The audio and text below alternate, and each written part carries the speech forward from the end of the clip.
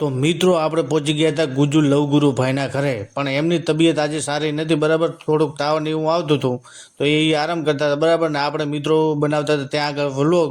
તો તમે જુઓ, આ પ્રવીણભાઈ, હું ને મુસ્તુફા ત્રણે ગયા હતા તેમને મળવા માટે. બરાબર, ગુજુ લવગુરુ ભાઈના ઘરે. તો એ આરામ કરતા હતા, એમને તબિયત સારી નથી એટલે. પછી એમની મુલાકાત કરીને આપણે હવે જવાનું હતું મિત્રો દુકાન તરફ. તો મિત્રો આપણે હવે જઈશું દુકાને. તો આપણે દુકાને જતા હતા એટલામાં તો રસ્તામાં આપણને મળી ગયા અખિલ, અબ્બાસ ને અરહાન.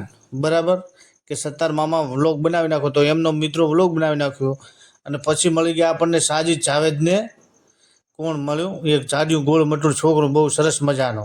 બરાબર, તો એમનો પણ વ્લોગ બનાવી નાખ્યો. અમને બનાવી દેજો. હવે મિત્રો આપણે પછી જવાનું હતું નાસ્તો કરવા માટે, કેમ કે આજે કુલદીપભાઈનો બર્થડે હતો એટલે એમણે મંગાવી દીધી ભેળ. તો આપણે ભેળ લેવા મિત્રો ગયા હતા. બરાબર, તો ભેળ તૈયાર થઈ ગઈ હતી. આપણે પછી બર્થડે વિશ કરવાની હતી. બરાબર, તો અમને બન્યા રહેજો.